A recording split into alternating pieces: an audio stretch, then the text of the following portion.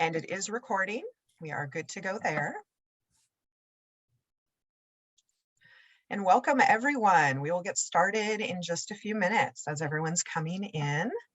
I'm very excited today to have you here for addressing the impact of violence. How can we facilitate and move forward prevention? So, yes, and it's very exciting. And Pearl, how is the weather in Pennsylvania right now? Well, I would guess, based on my past experience, that it's cloudy and that every once in a while you see a peep of beautiful sky. It is rainy and cold here in Oregon. It feels like we're still in March, even though it is mid-June, and my garden is really not liking this lack of sunshine. My lilies are just starting to bloom. So we could use a little bit more sunshine here. How about you, Megan? We're here in St. Louis, we're in the middle of a heat wave. We got heat index warnings. I think the heat index is something like 113, and it's been in the solid all week. It's like supposed to be in the hundreds. So yeah, it's 95% humidity, and it's a little toasty. But I'm in the air conditioning, so I'm in a sweater here today. Of course you are, because that's how it goes, right? It's sweltering outside and then we end up freezing inside anywhere we go. So wonderful. We'll get started in just about 1 minute. And it is very interesting how the weather has been playing out recently. I know a lot of areas of the country are real warm right now. So it's funny to hear any place that's cold right now, given how hot it is here. I know. It's very cold and wet, So yeah, awesome. Well, we'll get started in just a minute.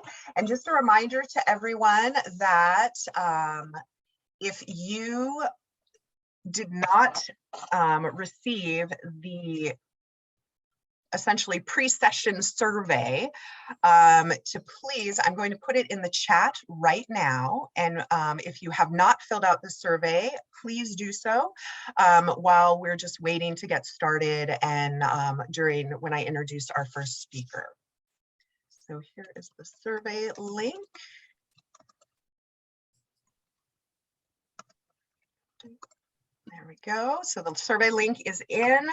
And again, please, if you have not already filled out the pre-session survey, we would greatly appreciate you doing it. It's super quick and you can do it right now while you're listening to me babble on before we introduce our first speaker. So thank you so much for taking care of that. And I think without further ado, we should probably get started since we are 1 after the hour. So welcome everyone to Addressing the Impact of Violence, Concrete Action Steps for Addressing Interpersonal Violence. And it is with great pleasure that I introduce our first speaker, and I should have introduced myself. Hello, I'm Katie Gotch. I serve on the NPEIV board. I'm a private practice clinician that does forensic psychology work in Portland, Oregon area. And NPEIV is an amazing organization, and I strongly encourage you to learn more about it. But in the essence of time, without further ado, we will get the session started with Dr. Pearl Berman. She is a full professor of psychology at Indiana University of Pennsylvania. She is the immediate past president of the National Partnership to End Interpersonal Violence Across the Lifespan, that is NPEIV. A licensed clinical psychologist, she has provided treatment for the negative impact of child abuse, neglect, and family violence. Her research studies the impact of childhood adversity on adult experiences with violence. She has received the 2019 Rosalie S. Wolfe Memorial Elder Abuse Prevention Award. She collaborated with the Zero Abuse Project to create child and adult advocacy studies, which covers violence across the lifespan. She received the 2020 Child Advocacy Studies Award. It is with great pleasure, I can speak this morning, that I hand the reins over to Dr. Berman, and Pearl, it is all you. Thank you so much, Katie, and welcome everyone. Today's webinar is going to provide you with an example of how different forms of violence may be related to each other across the lifespan. This helps illustrate why, We cannot forget the past. There are common risk factors in development that can result in many forms of interpersonal violence. We will then discuss the impact interpersonal violence has on the individual victim, as well as their families, their friends, and the communities they're from. Next will be a public health approach to healing toxic stress and trauma. And we will end with a discussion of action steps that can be taken to address interpersonal violence. And just really quick, excuse me for interrupting. I just wanted to let everyone know to please put your questions into the chat or the Q&A features. I will be keeping track of both, and we will do the presentation and then we will do the questions at the end. Thank you. So when you look at the problems on our screen, they may seem different from each other, but in fact, they have a lot in common. The great human loss to society, the huge financial costs to us, and sharing some common risk factors from childhood. I will be providing you with some background about these common risk factors. In addition, I will be providing a simulated case history to help try to make the information I'm giving you come alive for you so that you can see how addressing these adverse childhood experiences could have a very powerful impact on reducing future acts of interpersonal violence. Growing up with abuse is a guided apprenticeship in how to be abusive and tolerate being abused.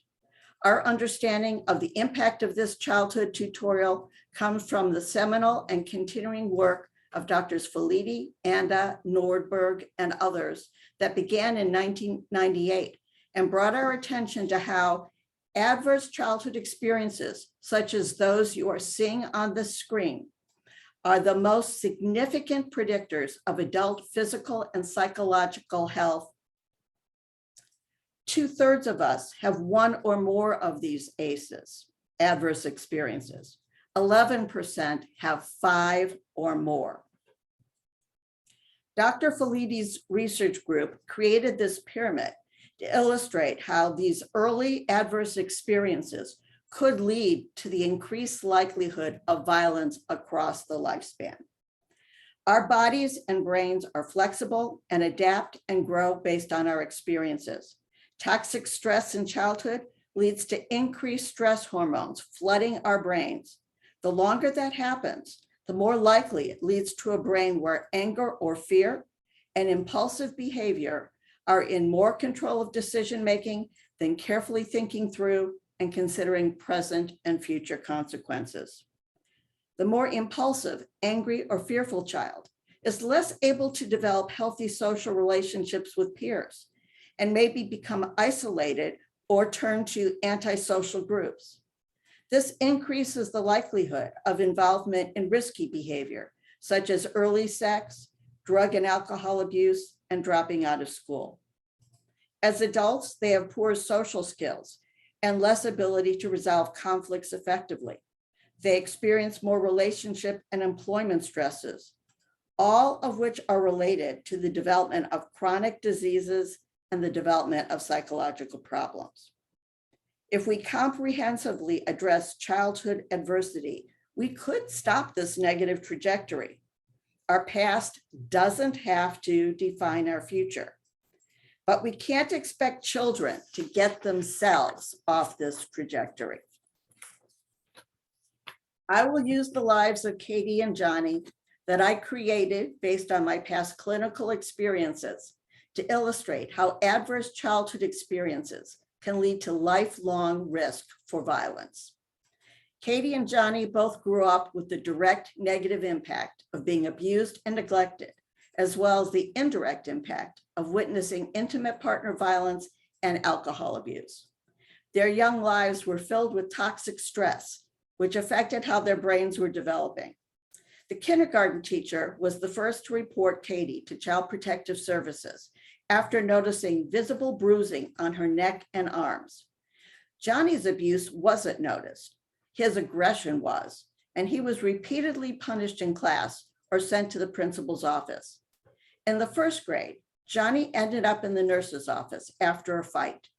and she sent the first report to Child Protective Services after seeing signs of physical abuse.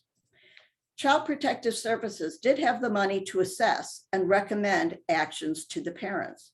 However, they didn't have the money to both do comprehensive follow-up as well as investigate the new cases that came in. Thus, the only outcome to the reports to Child Protective Services were that Katie and Johnny got beatings at home for bringing trouble to the family. If Child Protective Services had been able to decrease violence and improve childcare in their families, Katie and Johnny might have been able to concentrate in school and see that there were adults who would help them. Instead, Katie became more depressed, anxious, and withdrawn. Johnny became more angry, hostile, and aggressive. In Pennsylvania, in a survey that went out in 2020, adults indicated that as children, 37% indicated they were emotionally abused, 28% came from divorced families, and 26% were physically abused.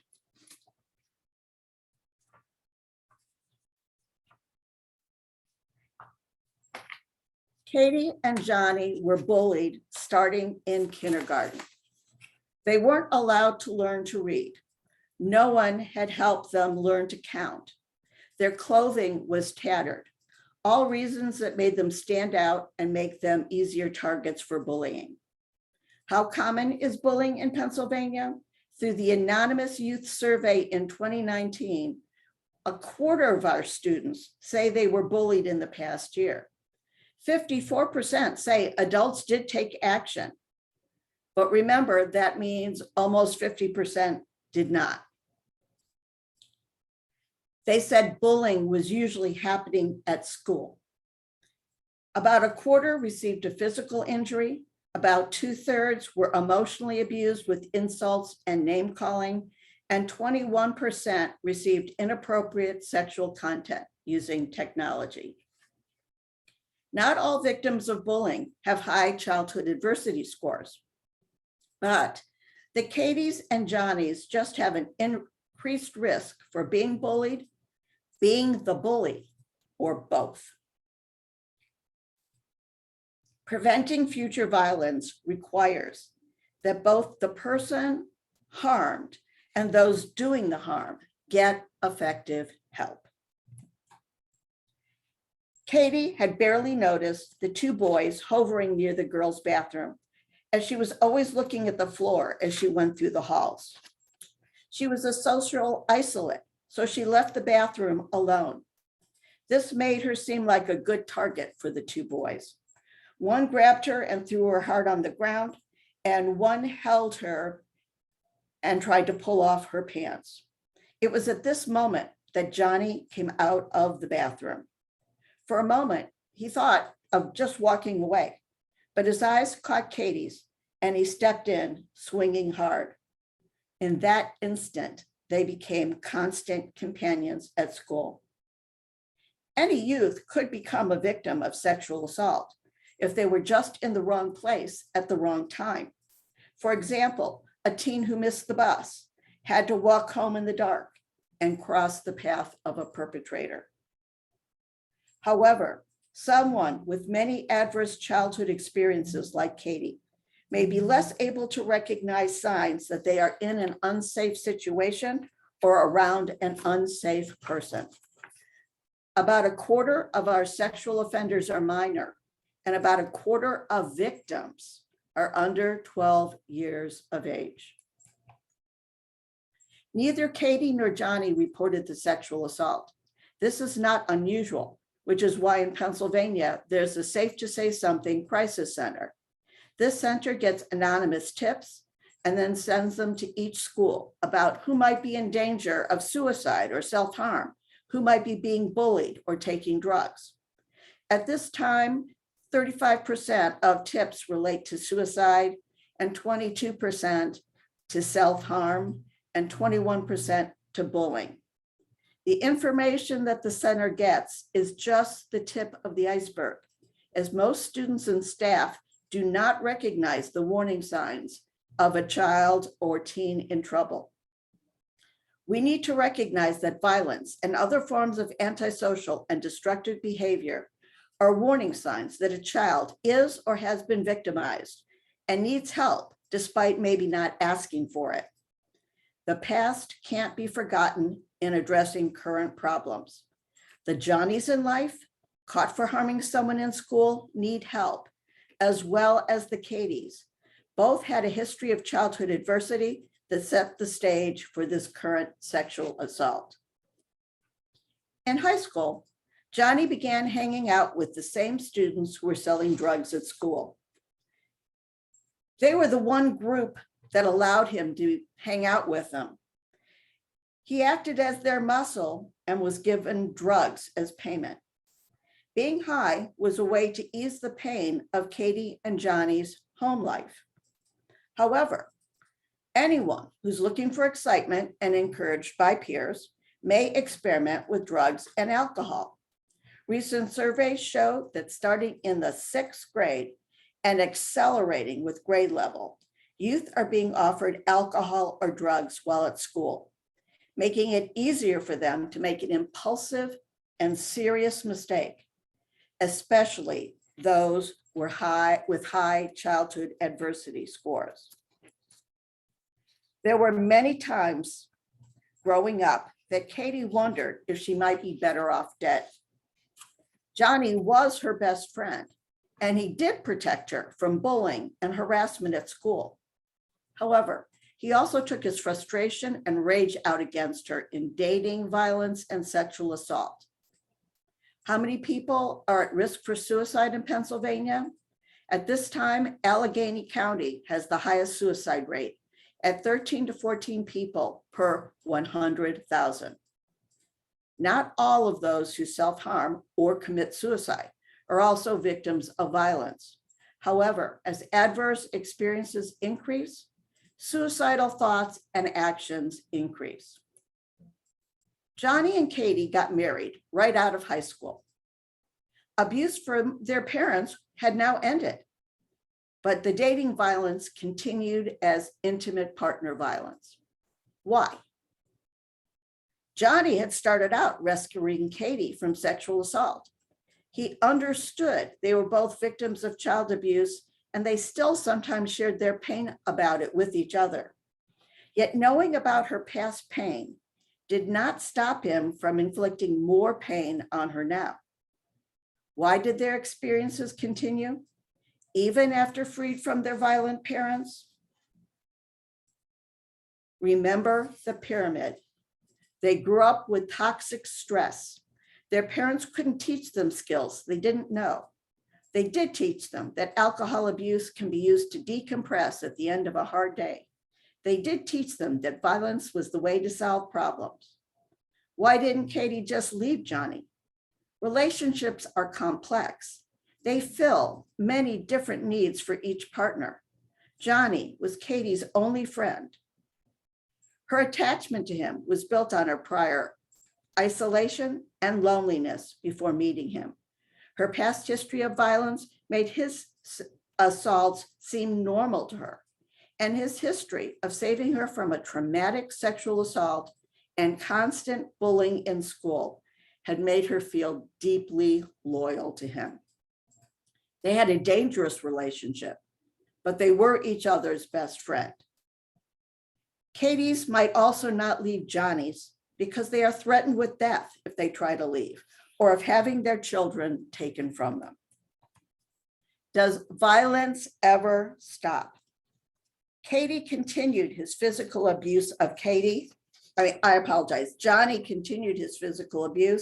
until after driving drunk when he was 69, he ended up in a wheelchair. Unable to physically dominate her, he still tried to control her using threats of violence and emotional abuse. Sometimes she did do as he told her, but now sometimes she began to hit him or threaten to push him down the stairs into the basement. Johnny had no one but Katie to help him. 3 of their 4 children had run away from home as teenagers, never to return. Their youngest, Bill, entered the military and then did return home. However, Bill didn't hesitate to use violence against either of his parents if they irritated him. He also didn't hesitate to demand money from them, money Katie and Johnny could ill afford. Again, he used violence if he needed it to get money.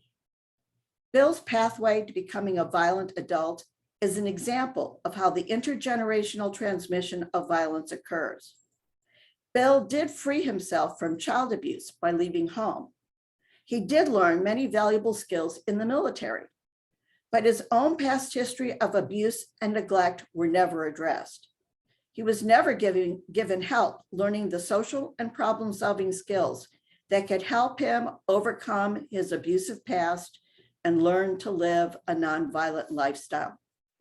Elder abuse, neglect, and financial exploitation don't always occur due to adult children who were abused, becoming abusive and exploitive caretakers of their now older adult parents. However, an adult child who was threatened or neglected or beaten is at higher risk for abusing their adult parent than those who were not abused or neglected. Should Bill be sent to prison for elder abuse? Studies in prisons show that across many different cultural groups, white, Black, and Latino, our incarcerated population have high childhood adversity scores. We must address their past childhood adversity if our incarcerated Katie and Johnnies are going to not engage in future acts of violence. About 3 minutes, Pearl. Some populations are more vulnerable to violence than others, even if they don't have high childhood adversity scores. Anyone who's different from the mainstream, such as due to their racial or ethnic background, their ability status, their sexual orientation, can increase their risk.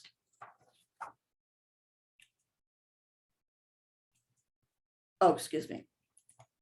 Statistics show that people with a disability, for example, are victimized at substantially higher rates than those who do not have these challenges. People with more than one disability are at even higher risk. It can be difficult for someone with trouble talking clearly to make a report that authorities find credible. It can be difficult for someone who can't get by without physical help with toileting, dressing, and eating to report someone who's stealing from them out of fear of losing this critical help. In conclusion, while each type of interpersonal violence does bring with it some unique aspects, the common precursors to most forms of violence across the lifespan are childhood experiences with violence or serious family dysfunction. Exposure to violence is the best predictor of future violence exposure. This is because early exposure to violence leads to a cascading set of negative impacts on the person's environment development. Remember the pyramid. Many forms of interpersonal violence are interrelated across the lifespan. Johnny started as a victim of child abuse, but became a perpetrator of peer assault in school, dating violence, intimate partner violence, and he became a physically abusive parent. Katie was a victim throughout her life, but then her alcohol abuse led her to be a neglectful parent.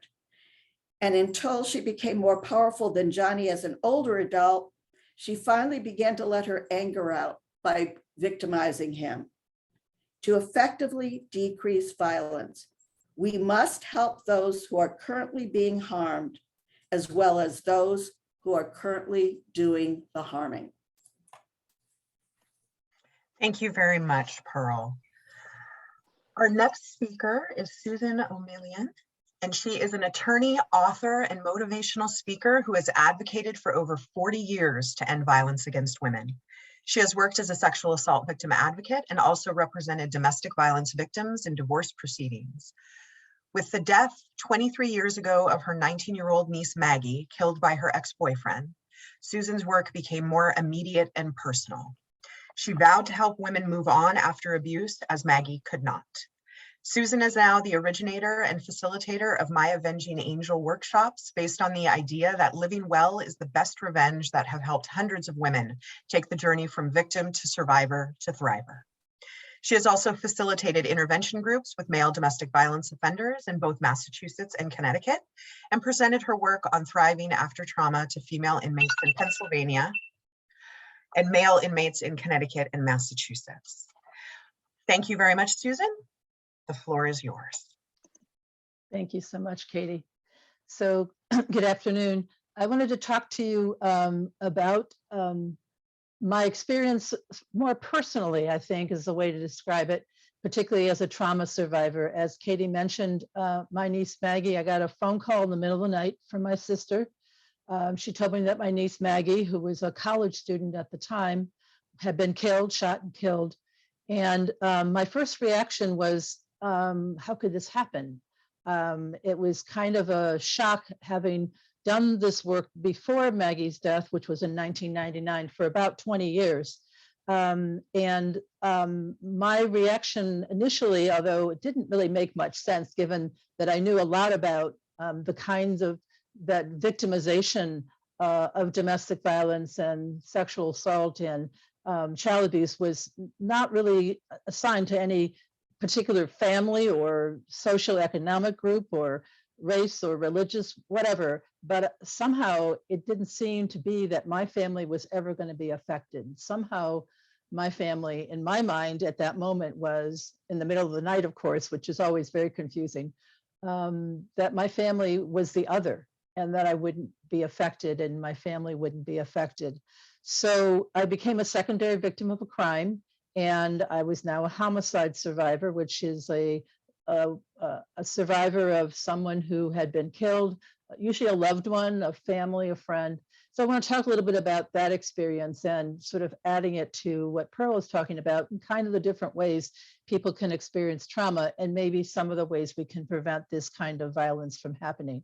As you can see, my niece was a beautiful, very bright 4.0 student. She wanted to go to law school. She had decided to study history in her undergraduate, and a musical athlete.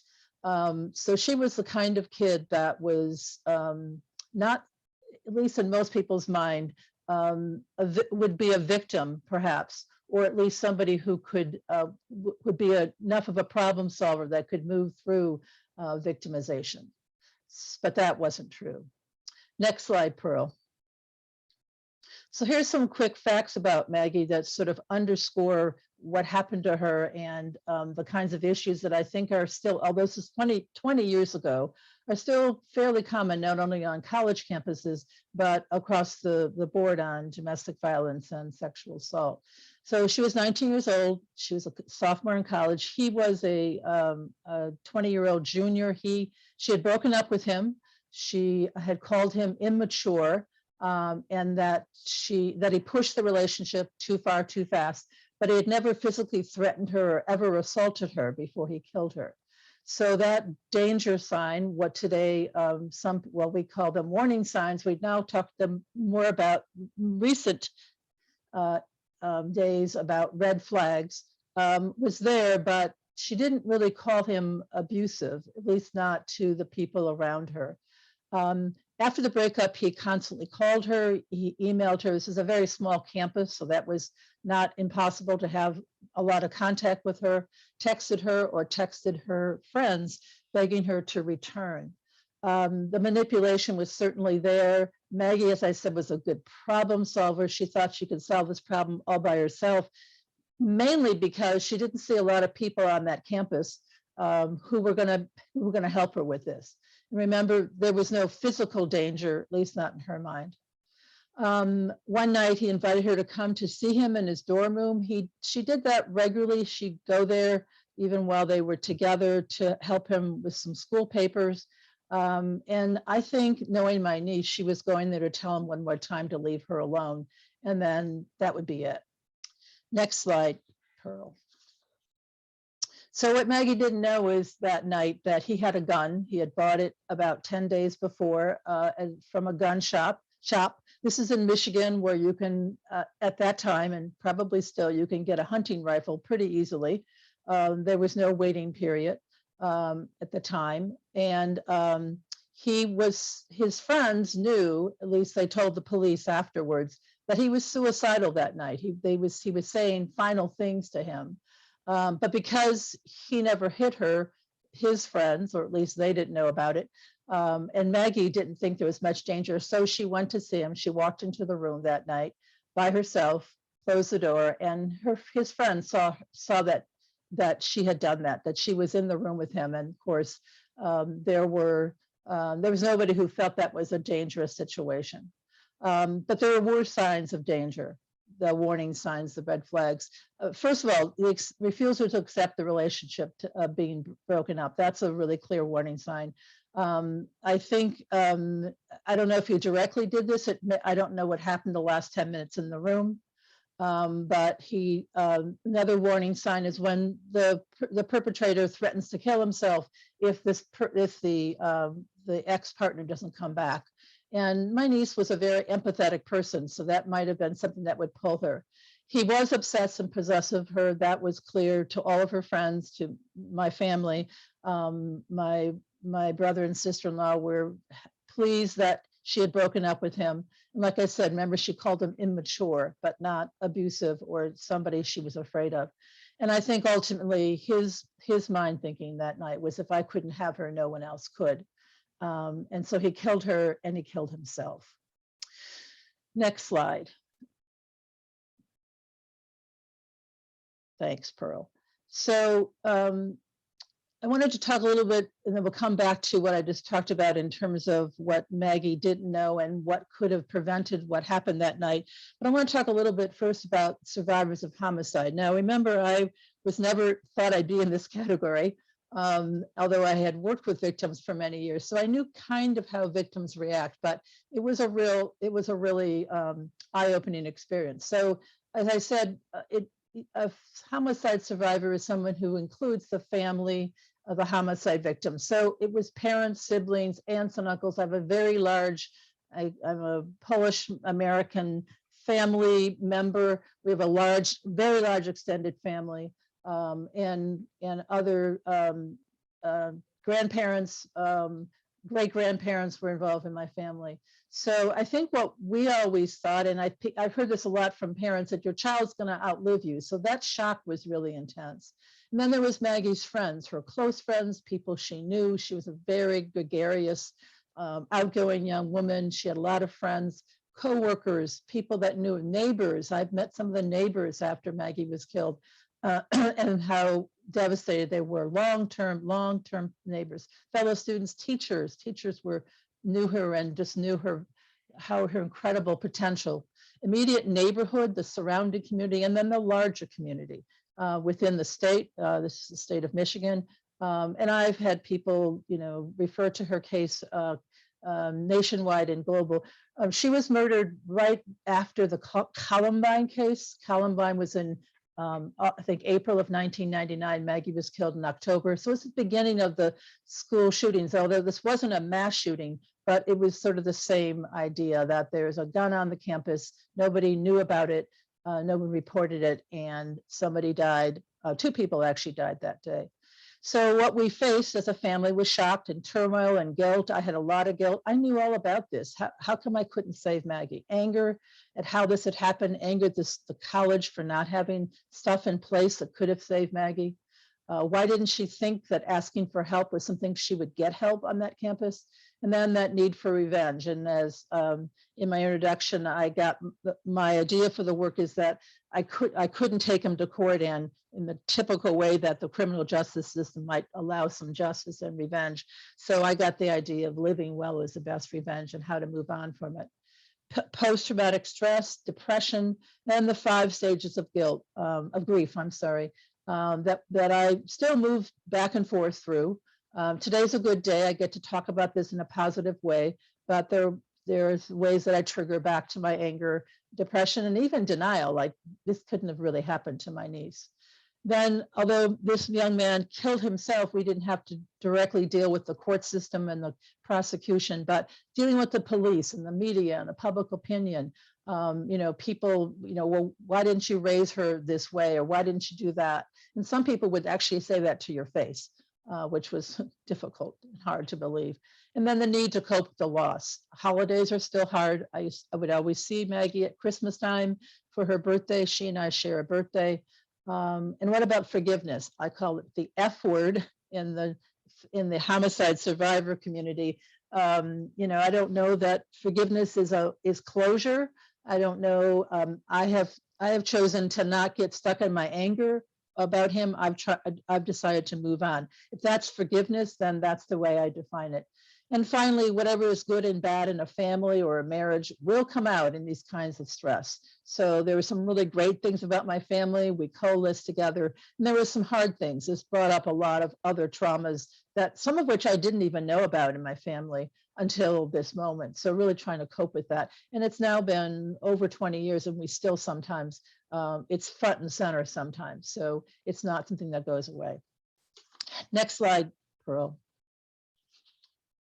So the other thing I want to talk about is sort of some of the changes that I saw in terms of reducing dating violence, although this is certainly on college campuses, but it can be extrapolated to other schools environments, workplace environments, and then this domestic violence in general. Certainly we have learned, since I wrote this slide a couple of months ago, the gun violence issue has gotten even more excessive than this, in this country. As I said before, he got this gun pretty easily. The college had a zero gun possession policy that had just been put in place, but because nobody reported it, and the gun store owner, although he'd used a college dormitory address, the gun store owner did not feel a moral obligation to call the school. They would have had reasonable cause. They told us later, if the gun store owner had done that, they could have searched the room and found the gun, and this wouldn't have happened. But that was not a legal requirement of that gun store owner. More awareness and advocacy for the staff. Once again, why did people think this wouldn't happen on their campus? Why do they think they were in some kind of a bubble that wouldn't approach them? More training for teaching faculty, for counseling services. Campus police was a big issue on this. Why did Maggie not trust them to call them and get some help? She perceived that they would not do that based on some previous experiences. There weren't a lot of women on that police force at the time, so she didn't feel comfortable talking to the men who didn't seem to get what some of the other issues that she had called about were. Educating students, like I said, my niece was very bright. She got the idea that there were warning signs, but somehow she didn't associate it with what was going on. And she was a problem solver. She was going to figure this out. So more work at orientation, more teaching in relevant classes, health classes, women's studies classes, and posting it on the school websites. Many colleges now do that. And then also that it doesn't include just physical violence, but also verbal and emotional violence. That's really, and today we have a new, I wouldn't say a new word, a new concept, but a new word for it, which is coercive control, the kind of manipulation. He manipulated her into that room that night. He manipulated her through most of this relationship, and not only manipulated her into the relationship, but to continue to keep her hanging on so that maybe there was some chance that he could get her back. And then cultivating a campus culture of respect for women. This is a very good school and with very high intelligent students and reputable faculty. And I found it coming into this campus environment that there was not a lot of respect for women. There was a lot of men on that campus who had like, well, if Maggie would have just stayed with him, she'd still be alive today. Just had really no concept of what was going on and how difficult it was for women to deal with this. And so reviewing the student conduct policies, maybe establishing a no hit, no abuse line, and really, really doing a zero tolerance for violence, not just guns, but violence and abuse. And finally, many, many schools are working on bystander intervention techniques. And we've been talking about this lately with the gun violence issue that's been accelerating in our country. See something, say something. His friends knew that night he was not in good shape. Maggie knew that he was not in good shape, but she tried to go and help him. But her girlfriends knew that there was something going on in that relationship. So how do you feel comfortable, and where can you report? And using the Title IX reporting channels. Next slide. So I want to wrap up with just talking a bit about the work I do today, inspired by my niece's murder. Maggie's one of those kids, if there was a problem or a situation, we talk about some of my cases that I was litigating as attorney when she was a kid. We have to do something about this, Aunt Susan, what she would tell me. So the idea that I want to do something about it, I knew I couldn't go back to crisis intervention work, although I had done that before, because I was now a secondary survivor of a trauma. Every woman in the shelter was Maggie. I couldn't emotionally do that. So I found something else I could do. So I do these workshops. They're free and virtual right now in the wonderfulness of Zoom. And I'm helping women move on. And it's been very successful, that the idea that we can do more than just survive. Maggie couldn't survive, so I'm helping other women move on to do that. I think what we need to understand is there's a healing process here, that there are stages of recovery, and that we can get to what I've now learned, because I'm not a clinical person, what's been identified as post-traumatic growth. And that's what I've learned, is that I couldn't change the trauma that happened, the violence that happened in my family, but I can show the sense of growth. And that's really what I've been able to go to. And the work that I do today really promotes that kind of feeling. So Maggie would, I think, approve of that and feel like there's something good that came out of her experience. I have now joined a club of survivors of homicide, a club that I did not want to join, but I have met a lot of survivors of homicide, and that's what many of them tell me: to find something good to do, something that moves you forward. And you see that a lot more recently, actually. Certainly the Parkland students, the gun violence mass shooting down in Florida, they moved into it pretty fast. It's hard to do, it's hard to see, but the idea that trauma can be something that you can move through, and also that you can find something that will move you forward in doing something good and prosperous in honor of the kind of victim, certainly my niece's victims, but it doesn't mean you won't be pulled back into it. And that's really the journey that I've been on: victim to survivor to thriver. I'm going to take a breath. Thank you. I put my contact information and my website. It's also up here and I have this short video about Maggie and some of the women that have come through my workshops. What's really important to me is that these women they are moving along, and they actually describe their journey much better than I can. But I think it's really important in thinking about how we not only prevent violence, but intervene in violence, and also help people to move forward, that there is a life after, there is possibility and growth. You didn't want this to happen to you, but it did. And so how do we make that be what I believe is living well is the best revenge? Thank you so much.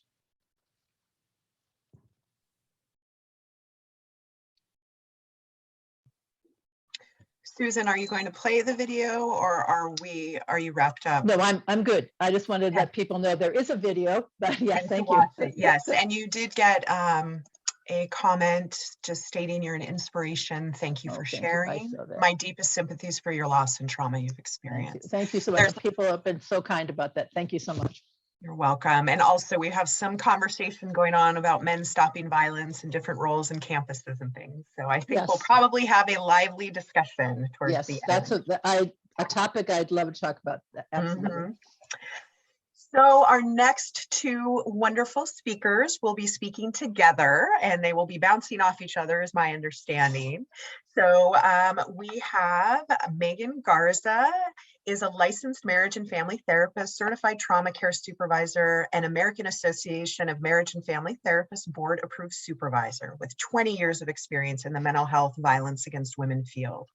She is a graduate of Pepperdine University with a master's degree in clinical psychology and marriage and family therapy, and University of Missouri St. Louis with a second master's degree in psychology. One just wasn't enough, was it, Megan? She is co-owner and therapist at Healing Reflections Therapy, Diversity, Trauma, and Wellness Services in St. Louis, Missouri. She is on the advisory board of the National Partnership to End Interpersonal Violence and is former president of the St. Louis Association for Marriage and Family Therapy.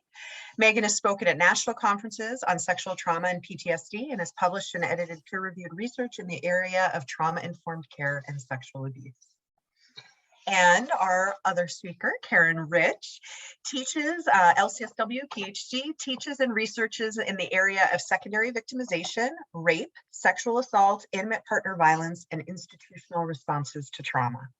Her research has focused on police responses to rape victims, interdisciplinary responses to sexual assault, interpersonal violence against people with disabilities, and secondary victims of campus rape. She is active on several trauma-related boards, conference planning groups, and intervention teams on the international, national, and local levels.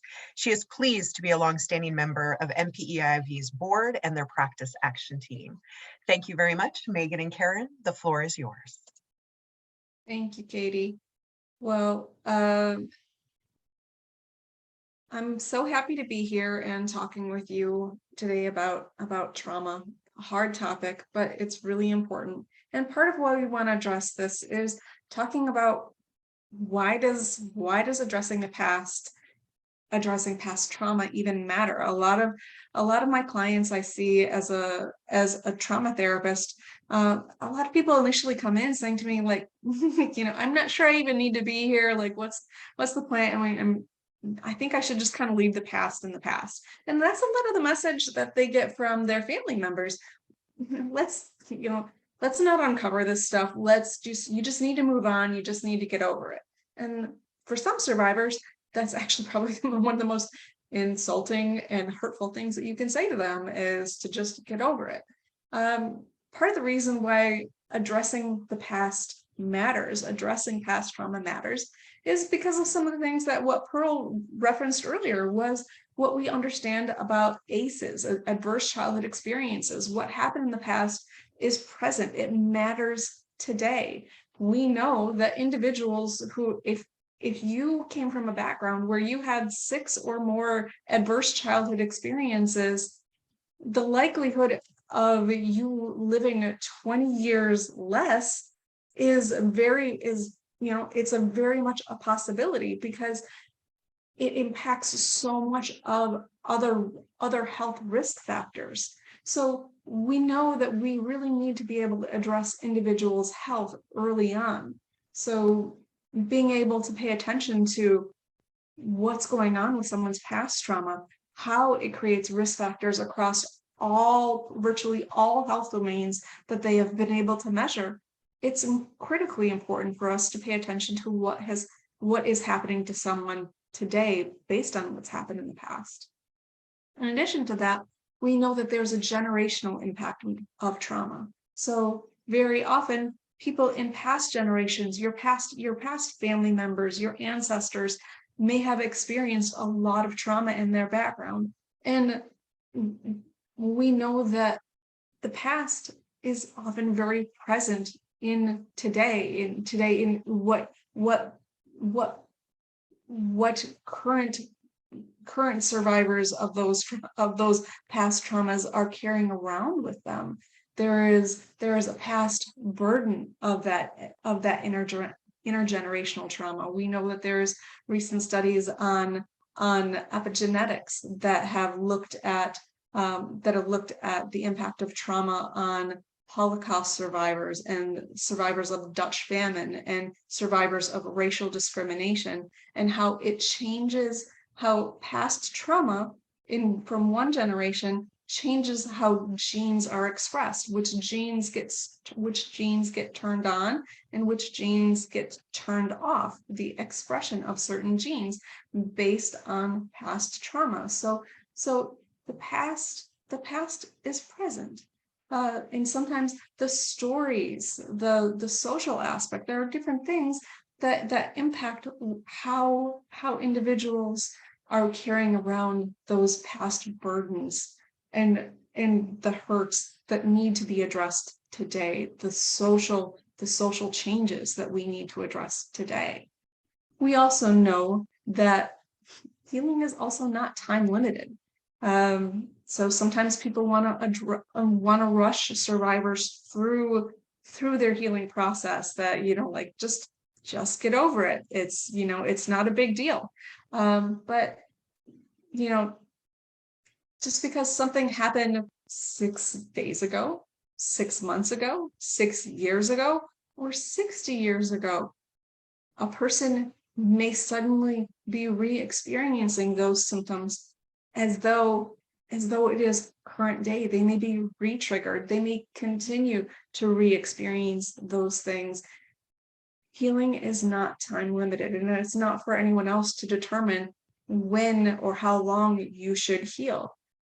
Healing takes time, and it works on its own timeline. Many of the survivors that I see as a trauma therapist, they're not coming in until about, you know, very often not until, you know, 20 or 30 years until after their initial trauma. So giving people the time to address their trauma as they see fit, as they are ready. We can go on to the next slide, and we'll let Karen talk a little bit more about some of this.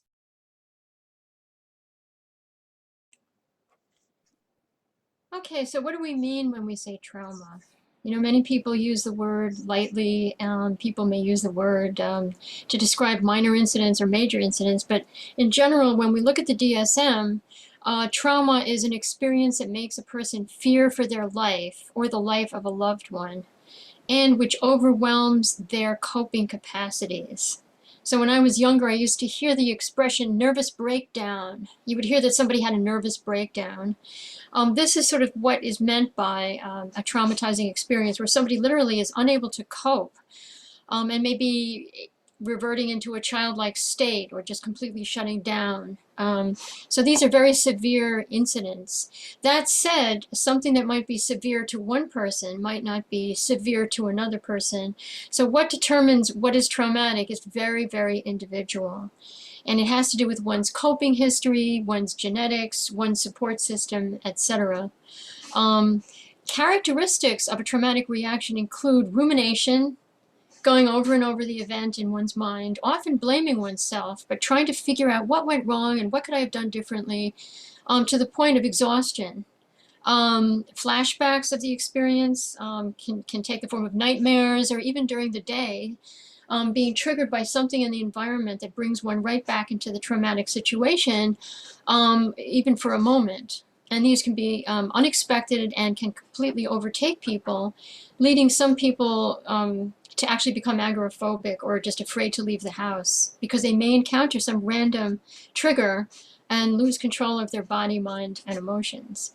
Emotional dysregulation in general is characteristic as a response to trauma, where people have very extreme reactions that alternate with dissociation, which means absolute emotional deadness and leaving one's body.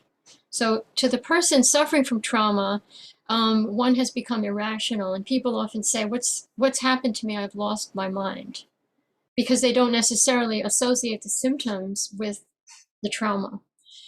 Many times people have a memory impairment problem, so that when they go and report, let's say, a crime to the police, they can't remember the sequence of events, or they can't remember particulars, because the mind is also dissociating even while it's trying to piece together what happened.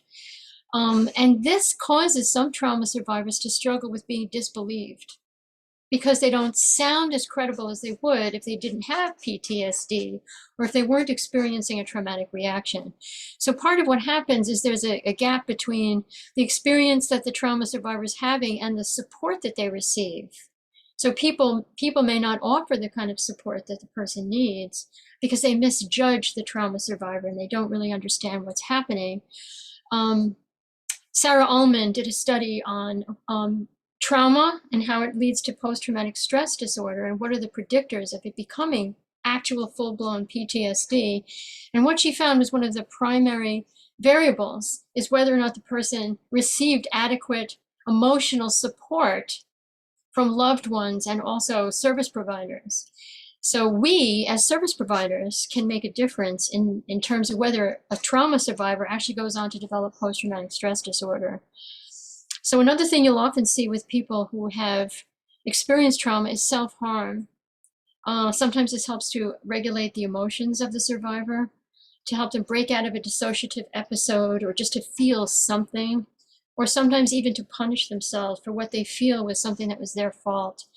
Overeating and other types of addictions can also happen, so that the person can try to modulate the emotional dysregulation that they're feeling in the only way that they know how. And this is much more likely when people are not talking about what happened. So they're instead acting it out in various ways. And another key factor in trauma is the secondary survivors. And it's very interesting. Susan O'Million just described her experience as the secondary survivor of murder, but this can happen to people whose loved ones have been raped, bullied, victims of domestic violence. If you're very, very close to a trauma survivor, you can take on some of the qualities of post-traumatic stress from association with them, which is why secondary survivors often need a lot of help themselves. And even social workers and psychologists and people who characteristically interact with trauma survivors throughout the course of a day, a week, a month, years, they can develop something called vicarious trauma, where they also experience trauma-related symptoms and begin to distrust others and just think of the world as a very, very unsafe place because they're so bombarded with hearing about experiences that most people do not want to hear about. And it affects their worldview sometimes. And that's why self-care is just so important. What you see in this slide is a list of potential sources of traumatic reactions. I did mention car accidents and things of that nature, but of course those also can create traumatic reactions. Next slide.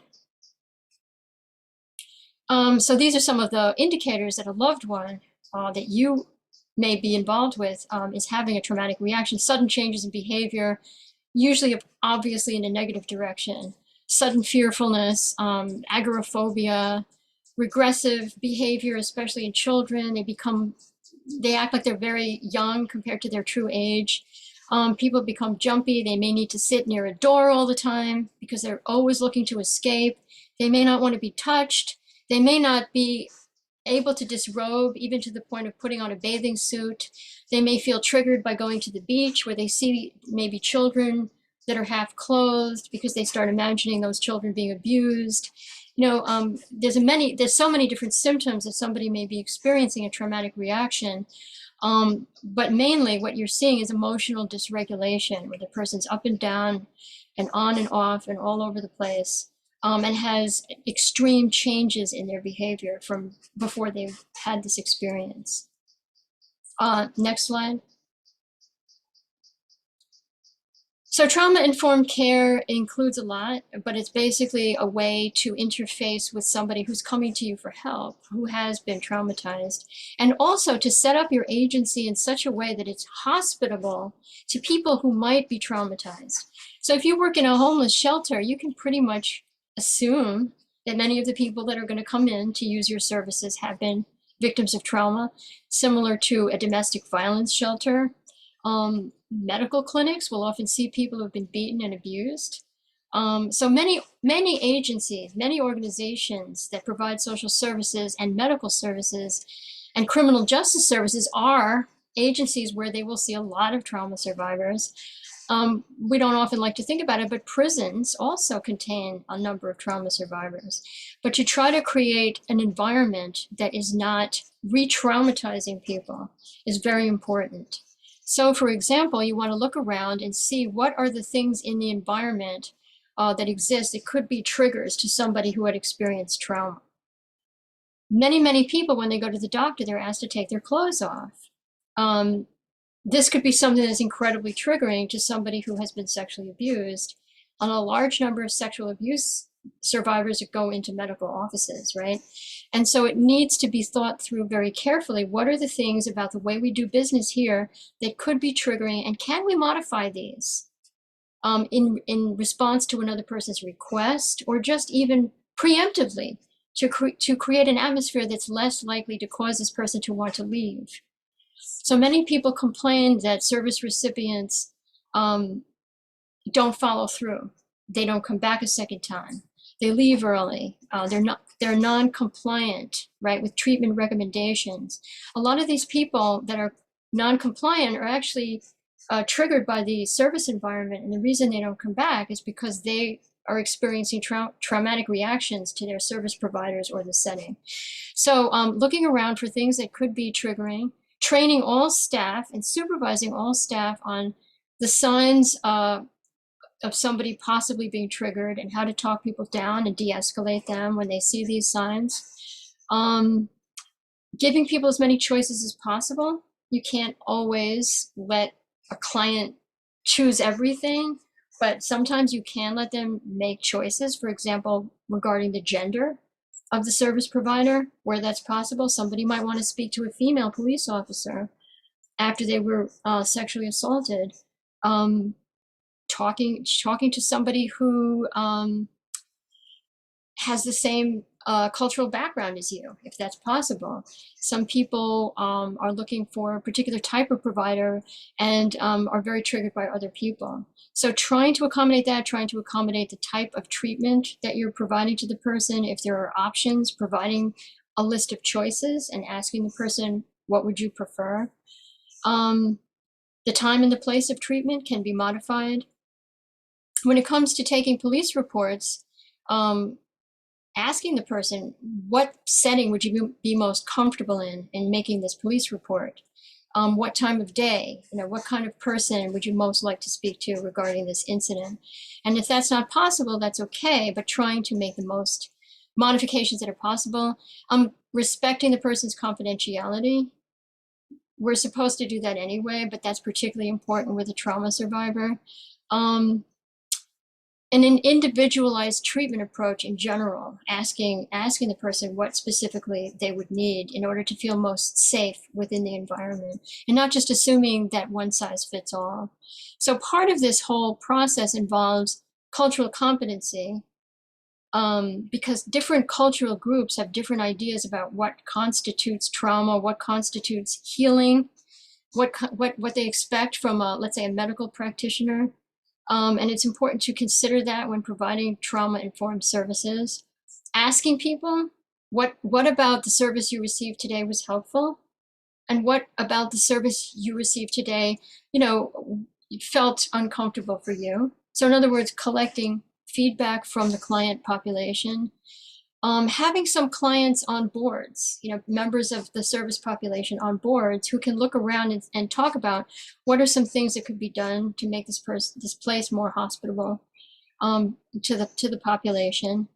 And also another very important aspect of the work is providing services to secondary survivors. So these people are often overlooked. So where there's been a sexual assault, often services are provided to the survivor, but not, let's say, the partner or the husband or the girlfriend of the survivor, right? And those people are going to be influential in helping that individual client heal. So trauma-informed care involves so much, and yet all of it is just common sense when you think about somebody in the perspective of a survivor feeling vulnerable, going into an institution where they may feel that they're surrendering control and may feel victimized by the very process of asking for help or receiving the kind of help they're being given. Well, thank you for your time.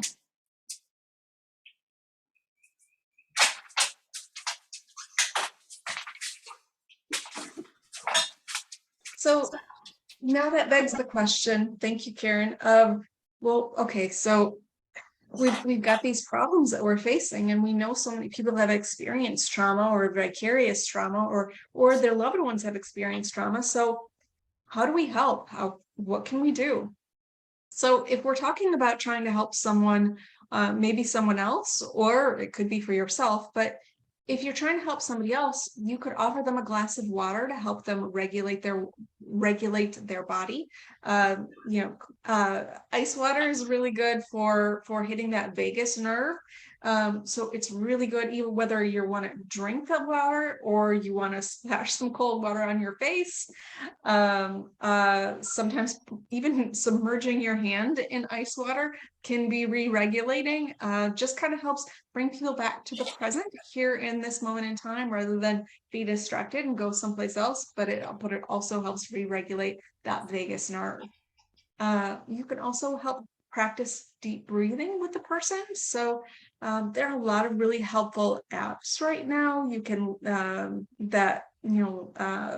like there's like the Calm app and mindfulness apps, and not trying to promote anything, but there are lots of different things that I know clients use and friends use that help them coach them through different breathing exercises. So when you're going to do deep breathing, we want you to do what we call deep diaphragm breathing or belly breathing. So it's, if you put one hand here on your chest and another here on your belly, if you take a deep breath right down into your belly where you have the hand on your belly that moves,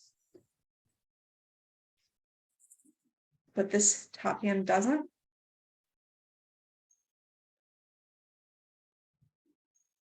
That is an example of deep breathing, and you do multiple sets of that, just slow inhale and exhalations. And you can do that in ways of which we have square breathing, where you breathe in to a count of 5, hold for a count of 5, exhale to a count of 5, hold, and hold again for a count of 5, inhale to a count of 5. And so you do that in kind of a in the shape of a square, and you're visualizing it at the same time. So there are different ways. There are lots of different kinds of visualization techniques that you can do along with the breathing, but breathing is a really nice way of trying to help reset what's going on internally.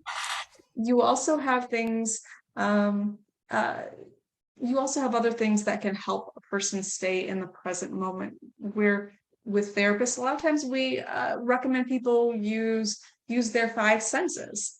So using things that you see, hear, taste, touch, and smell. So just notice what's around in the room. So to help ground you, what do you notice in the room around you? Notice the lights. Notice the clouds in the sky. Notice how your feet feel on the ground, and kind of scrunch your toes in your shoes. Notice how that feels. Notice how your buns feel, on the chair underneath you. Kind of feel your hands on the chair, and notice the smoothness of maybe the seat or the roughness of the material. Notice the sounds that are going on in the room, or notice any smells. Just things that kind of help bring a person back to this very present moment, instead of getting caught up in maybe a flashback or those intrusive thoughts that take them back to that unpleasant memory in the past. You also want to help to just listen without judging. So you're going to just take in those experiences and just accept what they're saying, but you're not going to try to judge them. So you're going to have an open, accepting environment without asking a lot of questions.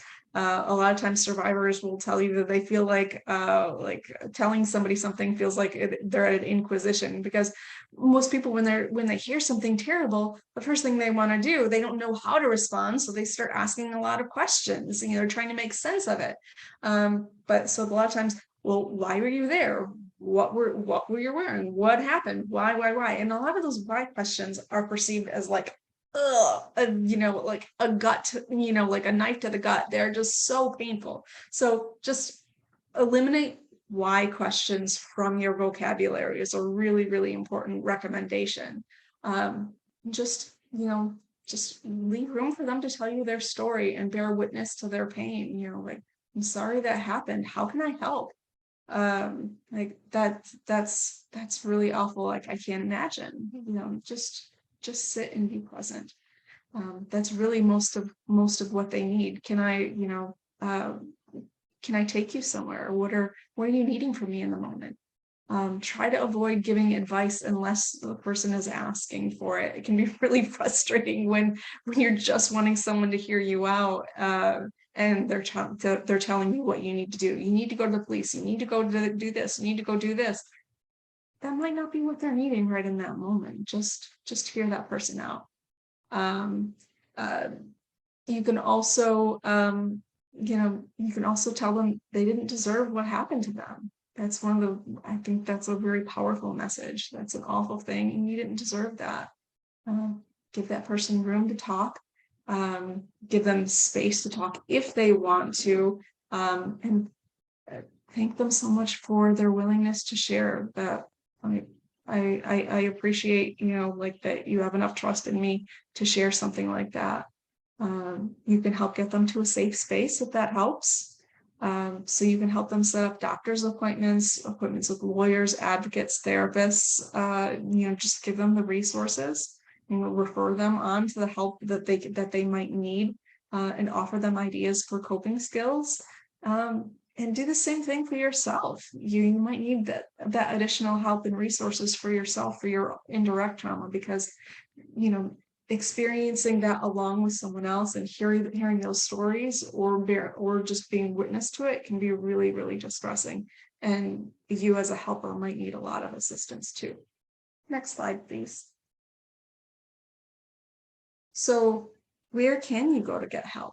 So there are local resources in Pennsylvania. If you how to get help link can link you to some resources. You have places like the National Suicide Prevention Hotline that has resources. You have that when someone is in crisis. You have RAIN.org, which is a phenomenal resource for individuals who have experienced sexual assault.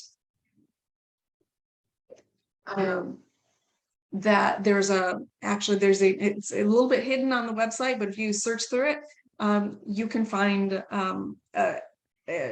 different local resources for every state, for what you need in your local community. Very, very helpful. You have a resource for Valley Against Sex Trafficking.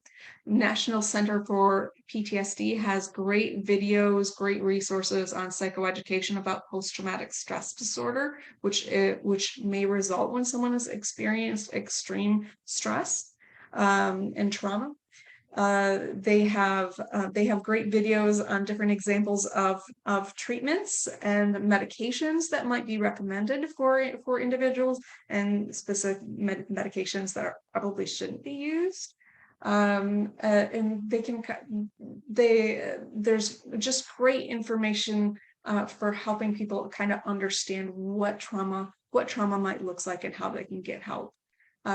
Similarly, the National Child Traumatic Stress Network has a wealth of information. They have toolkits. They have information both for providers and for survivors and for their families on how to get help, particularly for children who have experienced trauma in all kinds of different trauma. So it's a wonderful resource. Next slide, please. So in talking about, how do we prevent trauma? This is kind of difficult. So we have trauma we're talking about preventing trauma like in the moment, and then there's talking about preventing trauma in terms of the after effects of trauma. So in terms of preventing the immediate trauma from happening, the crisis, so first off, we encourage you to just listen to your gut. Watch for warning signs, warning signs of danger. A lot of times, people get in the habit of just kind of like, talking themselves out, like, I'm just being silly, but really one of our greatest tools for being able to protect ourselves is by listening to our body, listening to those signs. And, and that's one of the things where usually after something has happened, a lot of times people, when they have that, sort of 20/20 way of looking back, they often say, I felt something fun. I felt uncomfortable. There was something about that felt weird. That's some of those things that we're talking about. Gavin DeBecker talked a little bit about this concept in this book called The Gift of Fear. And that's a little bit what he's talking about, is talking about this sort of these warning signs, or some, I think he calls them satellites in his book. You can also put up no hit zones, put up signs for no hit zones. So you know how we have no smoking signs. Susan talked about this in her presentation a little bit too. But you know, we're used to seeing no smoking signs up in waiting rooms everywhere. But what if we started to adopt this notion of no hit zones? So instead of, you know, if you're sitting in a hospital waiting room and you see somebody spanking or hitting another child, or hitting their supposed loved one, that kind of thing can be really triggering and distressing and upsetting for other people who are sitting in the waiting room, in addition to it being traumatizing for the person who is experiencing it. So the idea of a no hit zone can be very protective and create this idea of more of a safe place, and can help maybe change the culture of what we're seeing. So that's another idea of what we can start to do to try to change how we're talking about things. We also have this idea of bystander intervention. So green dot programs are really great for this idea of how do we intervene if something is happening. You know, if you see something, say something. So there are ways, you know, if you're seeing something happening that you're worried about, like, this is sort of like a red flag, you're worried about what's happening with someone, maybe you might be able to intervene a little bit more indirectly. So maybe approaching that person and just being like, excuse me, can I ask for directions? Do you know which way the bathroom is? Do you know which way the 7-Eleven is? Something that breaks that person's concentration from that moment and focuses on something else, away from that anger and aggression that they might be pointing at somebody. So something that shifts it into a more neutral space and gets them out of that headspace. So you can do that in certain ways. Looking into more green dot resources can also help you, and green dot trainings can also help you find more resources on bystander interventions. In terms of post-trauma, we can look at so in the wake of like the recent mass shootings, sometimes hearing about all this stuff can be so overwhelming. So sometimes the best self-care that we can do is, it might be avoiding triggering social media content. Sometimes that is just too much for anyone, to be able to take. Sometimes turning off social media, unplugging, unfollowing, just taking a pause for a little while, so that it feels safer. Also, we encourage people to just, get help from other people, contact other people. Don't be afraid to reach out for help. We often encourage survivors to tell and keep telling until you get the appropriate response. It's not unusual for people to not get the kind of response that they are hoping for when they first talk about a trauma, when they first talk about things, that they don't get the correct response from someone. So we very oftentimes encourage people to just keep telling. If that person didn't give you the right response, go to the next person. If that person doesn't respond appropriately, go to the next person, because you need support. The number one predictor of how well people do in the long run after trauma is their level of social support. So we need people to get good social support after their trauma. Things that can help you take care of yourself. You can practice yoga and meditation and some of that deep breathing. Make sure to get a really good night's sleep. Sleep is our fuel. Eating is our fuel. So making sure that we're taking care of our body. Do what you can do to try to find humor and laughter. You know, I often recommend clients listen to some comedians on YouTube, or watching funny cat videos or dog videos, something that lightens the mood. Connect with positive relationships and people that really help help enliven you and charge your battery back up rather than deplete it. Establish a place of safety. After trauma, people usually want to go, they just want to be safe. So find a place that you feel safe, and be around those individuals that help you feel safe. And we have future presentations that are going to be talking more about how we can address more about resilience factors. So even though a person may be impacted by trauma, may be impacted by generational trauma, may be impacted by current trauma, there are other things that we can do that a person may also have protective factors. They may have resilience factors.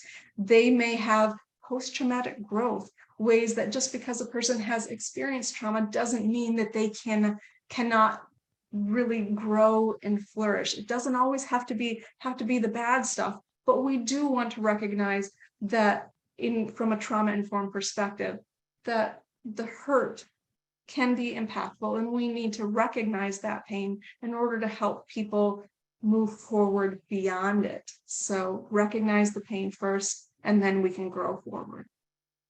And with that, I am going to pass it over to Katie for our next person to introduce. Thank you. Someday my video will come back on. Thank you so much, Megan and Karen, for that wonderful presentation. Our next speaker is Joyce Thomas. She is an RN, and you have many titles after your name that I probably don't know the correct acronym to describe Joyce. My apologies for that.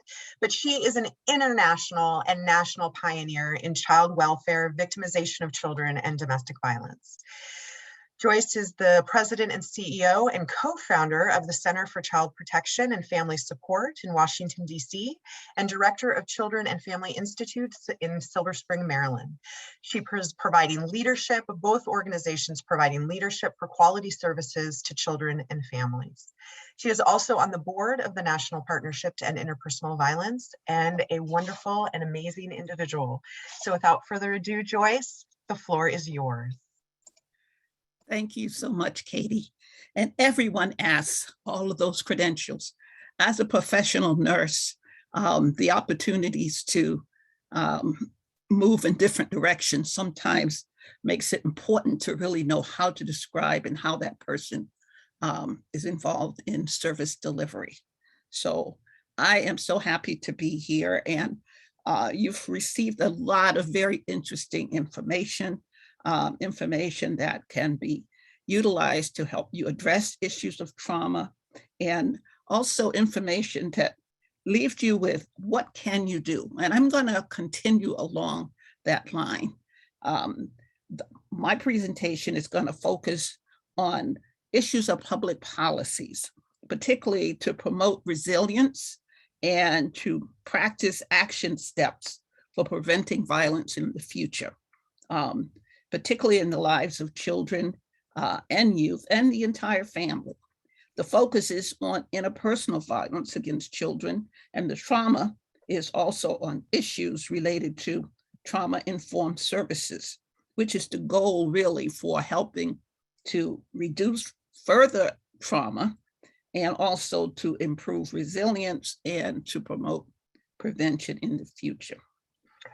Joyce, I'm sorry to interrupt real quick. Could you lower your camera just a touch? We're missing there we go. Perfect. Thank you. We were just getting chopped off a little bit at the end. Well, I can't see my picture at all, so I don't know. So well, perfect now. Thank you so much. Okay, great. Thank you.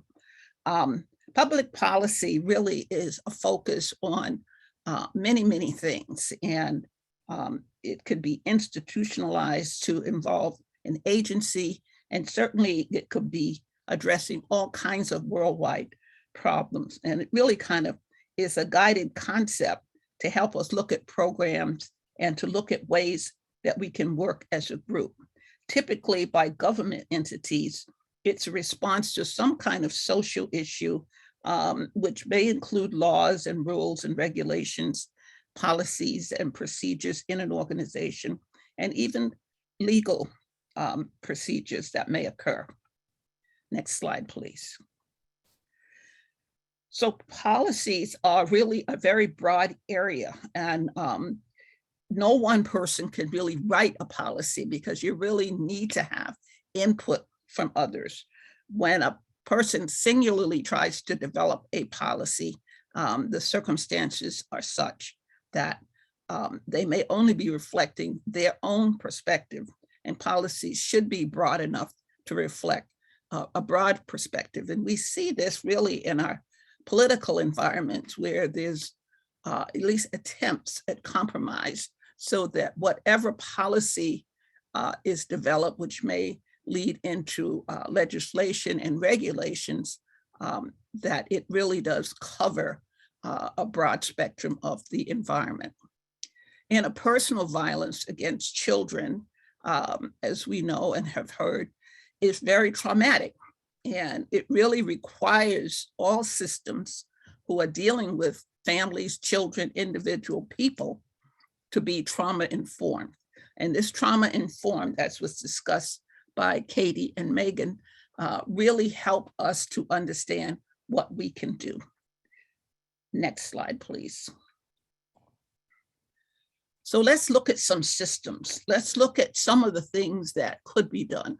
Certainly in terms of systems intervention, one of the comments in the chat was talking about the notion of systemic abuse. There's many terms for that. It could be systemic racism, it could be systemic bias, but we're talking about an entire system. And when we look at the healthcare system, the policies really much focus on mitigating, which is changing the effects of trauma and effects of the adverse childhood experiences, as well as really trying to help individuals and departments to really focus on prevention and prevention efforts. Research documents that trauma of abuse and neglect really has implications on both short-term and long-term mental health well-being. Scientific evidence documents that biological and psychological trauma are seen in children's behavior. So it's not always a physical injury, but their behavior, their social relationships, their emotions. We've heard this through our prior speakers addressing situations that really have occurred in early childhood that really provoke and promote trauma. Early childhood exposure could be to toxic stress, and this toxic stress can last over a lifetime. So it's important that we changes in our structure to really kind of neutralize and improve and enhance our own immune system. Reducing toxic stress should also include providing services and beginning to look at prevention and reducing extreme stress.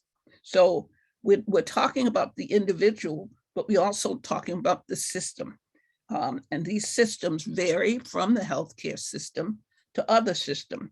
The goal of the trauma-informed system is to make sure that every person in that system recognizes how to intervene with trauma to avoid things that could trigger escalation of the problem. Next slide, please. So identifying policies that are designed to promote trauma-informed care is certainly well needed in our school systems.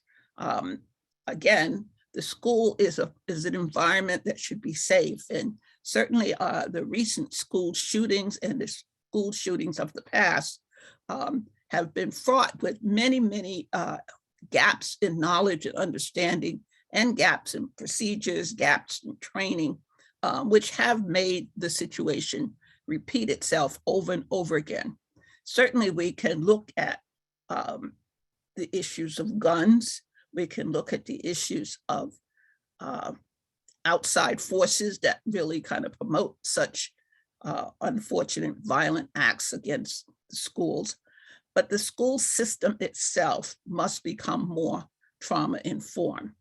It really has been heavily debated today as to what that should look like. But if each person really understands the mechanisms of trauma and tries to reduce that by focusing on the individuals, we may have a more improved system. Certainly, we know that all of these policies and procedures are developed by individuals. So reducing toxic stress should include strategies for prevention, reducing extreme stress, and again, building resilience so that these situations do not occur. In schools, you have the opportunity for programs specifically to young people, mentoring programs, after-school programs, opportunities for students to get awards and recognitions, opportunities for parents and students and teachers to come together. These are all ways of really bringing together communication that, in fact, will promote an environment that is user-friendly and one that recognizes that the schools are not in isolation of all the other systems, that the schools have a responsibility, and the school policies, some were mentioned earlier, particularly in terms of universities and colleges, and dealing with dating violence and how to proceed, who to talk to, what kinds of opportunities there are for both victims and victim families to get support from the schools. And these are all should be based on policies that are developed. So that's got to be the guideline for where we move. Next slide, please. Not only is there the healthcare system and the school system, but certainly there is the law enforcement system. Policies that promote trauma-informed policing can reduce re-victimization and vulnerability of individuals. Obviously, these policies must be able to serve justice and also engage citizens for positive results. But it doesn't mean that, the police officer cannot move in a direction of being trauma-informed. We certainly have had some overwhelming cases of situations where the law enforcement system, which has responded to an initial call for help, have made the situation significantly worse by not even thinking about the whole notion of trauma-informed policing, community policing, knowing the environment, knowing the culture, recognizing when to intervene and how to intervene in a way that to avoid further trauma and triggers that could escalate into something overwhelming. In all the conversations that are being said about, I rarely hear police departments talk about trauma-informed policing. And there's really just a landmark of information available from programs like the ones they have in Connecticut, where they have law enforcement and mental health people going out on calls that really present themselves as a mental health challenge.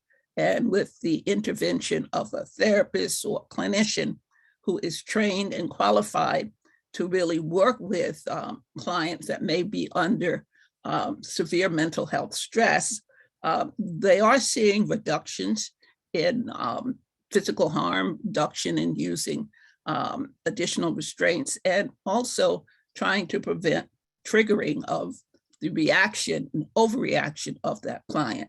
So we must really still advocate for trauma-informed policing and to identify ways of bringing that into all communities. Next slide, please. not only are we're talking about systems, and we're talking about systemic interventions through policies. And each person has an opportunity to influence policies. It's not an easy thing because it takes a lot of time, a lot of meetings, a lot of clarification. It requires some compromise, some recognition of the problem. But we also know even prosecutors need a basic understanding of trauma and how it affects individuals to be better able to serve the accused and the victims of crime in a humane way. There was a discussion of focusing too much on the victims and not focusing on the perpetrators. We know that the law enforcement system and the court system is designed to hold perpetrators accountable. It's unfortunate that we don't know as much about the systems within the law enforcement area that focuses on trauma. But accountability is an important thing, and because it helps alleviate some of the continued feeling of victimization by individuals who have experienced it or members of their families. Again, these policies need to provide guidance for prosecutors to assist them to incorporate trauma-informed best practices into their work. And this would enhance the need of crime victim services, working more with witnesses, bystanders, people accused of crime, and the entire community. A lot of the issues of this focus in some of the areas of social justice. And that's another whole concept of intervention that is designed to reduce the unfortunate realities of intensified trauma and toxic trauma. Next slide, please. So how does this affect the everyday person? We can't just walk into the hospital and look at policy. We would expect the persons in the hospital, in the management level, in the staff level, in every level, to sit down and look at the policies that the impact on hospitals in terms of how to deal with people when they're out of control. Policies related to no spanking zones in the hospital, and particularly in waiting room areas that have been pointed out. But above and beyond these institutions is the community itself, the everyday citizen who has many, many, many needs. And these policies that address trauma, particularly of child abuse and neglect, should intersect with that individual community's culture, their history, their racial background, their gender and their sexual preference, as well as their location and their language. So it has to be broad enough to incorporate all of these factors. At the same time, it has to be drilled down so that this policy can reflect to reduce the traumas that exist in these communities. We need to revise policies. Many times there are policies in place and they need to be revised in order to be more effective as trauma-informed approaches. Many times the policies are out of sync with what is currently going on. Both administrative staff, clinical staff, to make sure that these policies are updated and that they do reflect the cultural variations that may exist by individuals. They also need to take a closer look at what guidelines and protocols that promote communication, cooperation, to assure a cross-section of individual thoughts arriving into the trauma-informed care. This will really promote safety, physical safety, social and emotional working settings for all employees. And certainly we should hire a workforce that embodies the values of trauma-informed care.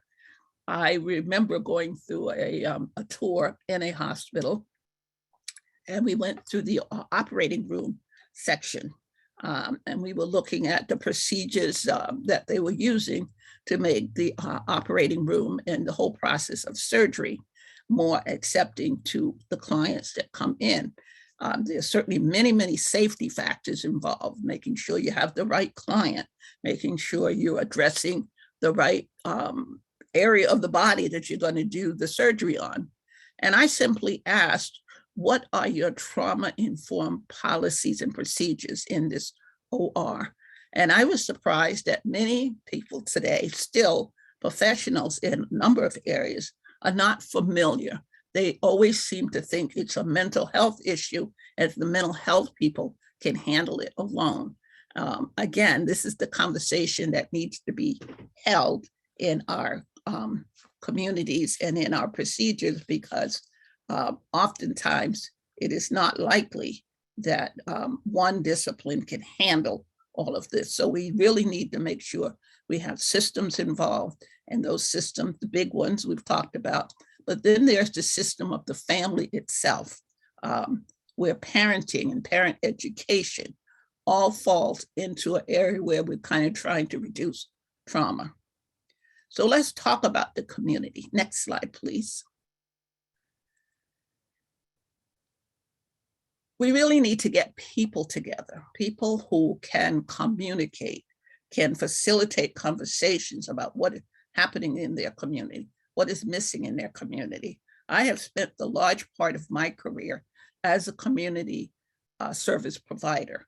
So I am very familiar with the traumas that really just everyday families are experiencing. Also the mental health traumas, but the policies that promote public awareness and getting information to people is what we need to focus on the most. Being aware, educating the public, getting help to create a safer, healthier environment, making sure that these policies are going to be observed and recognized, and then begin to build the kind of resilience that is necessary to help that community grow even further. Next slide, please. So individuals and communities really must demonstrate an active role to ensure that the allocation of resources for public policies are in place. You can't create policies in a vacuum that are not going anywhere. And the loudest squeaky wheel sometimes gets the prize, as they say. And so it's important that there is constant, frequent verbalization of what is needed to promote trauma-informed care in a given jurisdiction.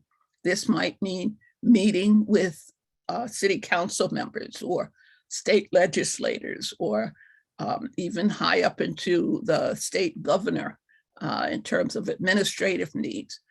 Each citizen, I mean, the simplest right that each citizen has is to vote, and to vote in the people who are likely to promote the kinds of public policies that are reflective of their interests and their needs.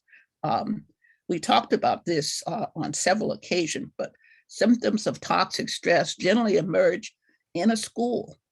So those schools should have programs that are accessible for children and youth. And policymakers should gather information and review these informations to determine the best practices for school behavior, after school programs, extra learning and mentoring opportunity. To determine the benefits of this program, it is related to making sure that there are resources there and that there are parents involved. All of this flows into the concept of policy making. Building partnerships between the mental health and the school system is an excellent way of developing the needs of children, and really key strategies to improve learning as well as academic performance. You want to create a plan, track these children with the intent of providing early identification of problems, as was pointed out in the vignette that was discussed earlier about Katie and Johnny. We saw Katie and Johnny's behavior go through a lifetime of various levels of victimization, perpetration, all these aspects. And somewhere along the way, with the proper kind of support, these individuals could have had a different trajectory. Building and creating a plan, tracking students with the intent of providing early identification and treatment of trauma with a long-term outcome goal of really reducing the risk that these children will end up in the juvenile justice system. These are the things that when we talk about prevention and when we talk about policies, we're really looking at the bigger picture, which is really trying to help individuals have a more stabilized and pleasant lifestyle. Even though things happen, they'll know a more effective way to address it. Policies that support training, awareness that adverse childhood experiences on trauma impacts these children in very, very critical ways and increases their vulnerability and increases their inability to really know what to do and how to do. The same would apply when we add trauma-informed policing. Central to the understanding of the ACE study is the notion that toxic trauma is not beneficial to individuals. This should be built into training for law enforcement, and this should be built into programs and services in schools, and the communities should be able to assess whether or not these opportunities for learning about trauma are available in the policies in these institutions. Assessing the risk of maltreatment or criminal offenses is very complex and is not really easy to do by one person. But I think with groups of individuals, I know that in each state of this country, including Pennsylvania, there are citizen review panels. And these panels are designed to recognize that citizens have a voice, and they should have a voice in what is going on. Next slide, please. So I've tried to walk through the issues of policies and policy formation as it relates to trauma-informed care and how we can use our knowledge about adverse childhood experiences to begin to inform systems on how to provide improved services for all citizens. Thank you. Thank you very much, Joyce. At this time, Pearl, I believe we are moving to the discussions. We did you want to go on to the case vignettes yet? Or we did have only one question really has come in at this point, if we wanted to answer that now, or. I think that's a good idea. Let's answer that one question and then go into the scenario. I answered this, but I thought it was a question that would also be interesting for you as a group to answer. Why don't we focus on perpetration as much as we focus on victimization? If there were no perpetrators, there wouldn't be victims. Men need a safe forum where they can talk about the issues they face, such as rejection, abandonment, sexual abuse, etc.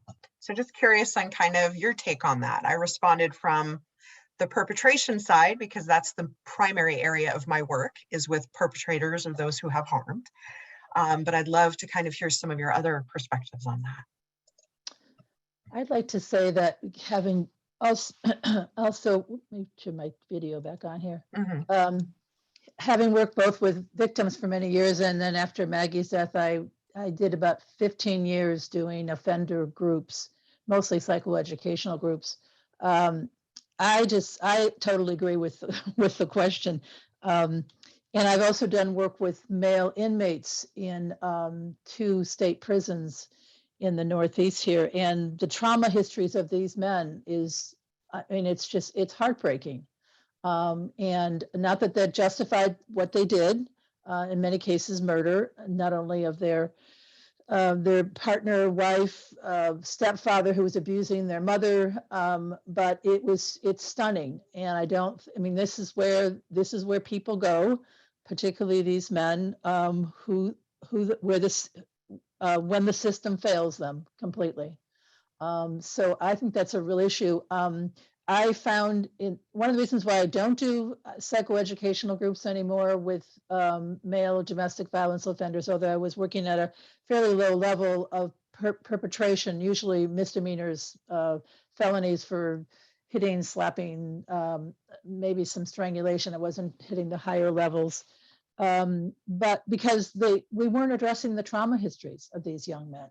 And they were actually asking for that kind of help. And these programs were free to them because they had been adjudicated through the court system and were on probation. But what they really needed was individual trauma therapy. Not that that was the answer, but they even figured it out. With rare exception, unless you really begged and pleaded the probation officer, which I did sometimes, that they would not get individual counseling paid for, or at least get a good referral or something. So I don't think we've even hit that issue. And there were so many ways that we're talking about bystanders that the young man who killed my niece could have been intervened. Not just my niece, but there were many more ways he could have been. He actually had been identified by the school earlier to go to an anger management class. And no one ever followed up on him. And it wasn't about Maggie, it was about, he had hit a couple of kids, male students, and this big whatever, and no one followed up on him. So we have not even touched this issue. And I'll say finally, one of the reasons why I did this after Maggie was killed, because I had done this work for many years, is that I thought, well, I can help the victims, but we have to get to the perpetrators. And I thought I'd try to figure out, were these programs something of value? And I did work with a number of men who did maybe make some communication issues changes. They got the idea that they wanted to, particularly if they had past trauma histories of witnessing domestic, they wanted to have a generational break in that. They didn't want to pass it on to their kids, but they had to work hard to even get to that place. They had to get hard to continue the resources that were not out there. And I think that's an important piece that you bring up, is that the services that are available for those who have harmed are much more cognitive check in the box related than they are actual trauma informed therapeutic, particularly actually in the intimate partner arena. I work in all realms of intimate personal violence, but predominantly sexual violence and severe forms of violence like homicides and things like that. And the sexual violence field, we're about 20 years ahead for our perpetration research, risk assessment tools, treatment practices, recognition of the trauma informed than the intimate partner violence field, because of the resources that have been put into that. So you're also dealing with a disconnect between what is considered most important from a societal perspective that gets the funding and the research.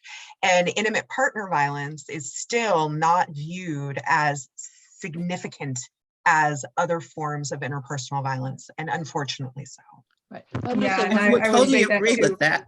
I would totally agree with that concept, because in working with young men who were on probation for various forms of assault, many of them had traumas in their history, and these traumas have never been addressed, and they weren't being addressed. And as I think about my role of being there, was to really help them re-enter society and to relate to their children. But they could not relate to their children till they dealt with their own trauma, their own past, their own victimization. So I think that this is an area that, as we really want to see some reduction in the kinds of things we're seeing that are violent and unpleasant, we have to look at the full spectrum. Yeah, I mean, in my community in St. Louis, we usually make the top three, crime rates, murder rates in the, in the US. But this comes up a lot. And generally, though, it's very difficult because the cynic answer is money, funding. People have much more sympathy for victims than they do offenders. So they are much more likely to pour the money into victimization survivor programs than they are to perpetrator programs. And a lot of times, and this here in my community, the perpetration programs, they lose funding. They're fewer and far between. And the expertise is fewer and far between in some of those factors. And I do want to just note, my entire career, I have worked with perpetrators, and looking at their trauma histories and recognizing that impact on their developmental kind of progression to where they're at, it does not excuse or mitigate the harm that is caused to the victim. However, I do like to throw out and challenge people when we're talking about adversity and trauma and the impact and kind of the lifelong trajectory. When does someone who is a victim of harm only become a perpetrator of harm? And why are we not looking at both sides of that picture when we're looking at preventing all kinds of violence? Because we have to be holistic in that approach and very comprehensive. So I will say I'm just excited because I've been doing my work for over 20 years, and I was so excited to see every single one of you had something about the importance of also providing interventions for perpetrators, because that is fairly new. And I'm often the redheaded stepchild in the room because I am the one who works on that side. Are you redheaded? I think when you do parenting and parenting programs, you really are hopefully setting the parents up to work with their children in a way that is preventive of some of these problems that we see in older life. But it's very hard to do a follow the dots or trace the dots from one situation to the other. But parenting certainly is very, very early on an important element for structure and stability and recognizing problems. I wanted to add two more things from what Joyce said. Many of the men that I work with for 15 years, it was hard to get them to empathize with their partner and what they had done to their partner, ex-partner, but they want the children was way to get in. So we actually did a lot of fatherhood stuff, because, do you want your children to see you like this? And, particularly the men who were, when they were arrested, their children were present. And that was real, shame and embarrassment for them. So to get the empathy going for your children was great. The other point that I think I've been gathering data on, I don't know if anybody else is, but the number of domestic terrorists, the men who were arrested for particularly for the January 6th, many of them have long violence histories, and particularly in domestic violence. So these domestic violence offenders are showing up someplace else in our system, particularly around guns and around terrorist kind of stuff. And we're just not identifying how this is all connected. So maybe we don't want to, in our little pea brain minds as public policy people, to solve the domestic violence offender kind of issues. Let's pull it to the larger issue that we do have some visibility on, which is gun violence and domestic terrorism. That if you look at the men who were arrested, particularly for mass shootings, they generally have some, if not a criminal record, they have some history of being violent, not only with women, and also children, but particularly women for sexual assault or some kind of intimate partner. So it's all there in plain view. There's no question about it. And that's one of the wonderful things. We see this.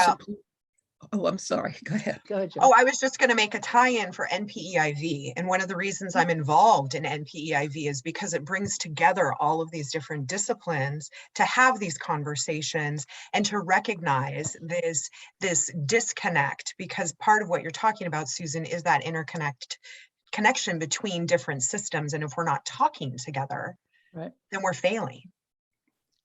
Now, I hate to interrupt this great discussion, but we've got like 5 minutes left, so we won't be doing this wonderful scenario that we've got. But I would like to thank everybody for this great discussion. And I'd like to fast forward through these other slides that we had and tell you all that if you liked this webinar, to please consider going to the next webinar we're having, which is next Wednesday. And the webinar next week is focused on preventing violence. So this was focused on how do we help people, whether the individual, the family, the community, what kinds of effective strategies do we have for helping people heal? And the webinar next week is how can we move upstream and prevent future people from being hurt. And to tie that back to the discussion, today was kind of about helping victims, but obviously the same strategies help the perpetrators because they're usually victims before they're perpetrators.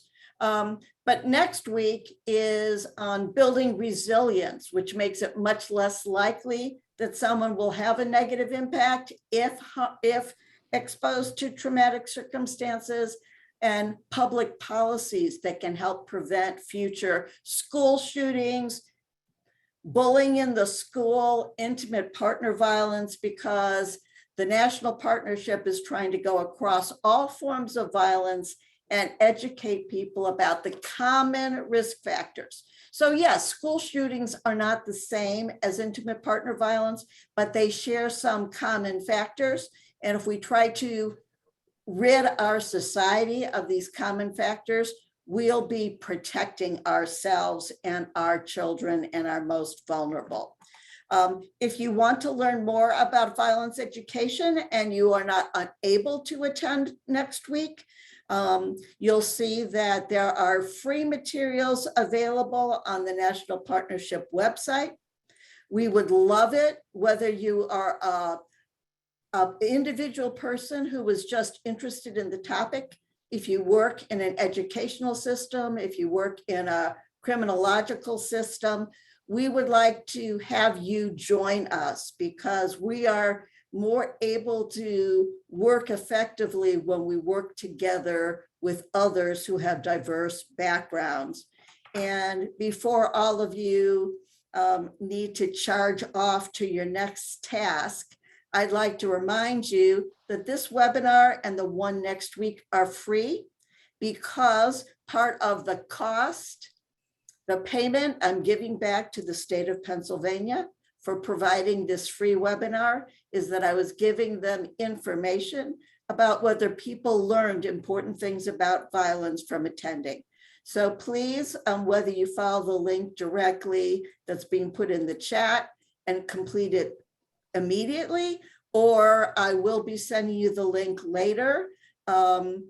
Please help us so that we can offer future free webinars to the public. And thank you all so much for coming.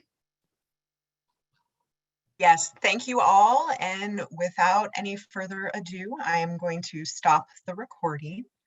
And thank you all. And the webinar has concluded.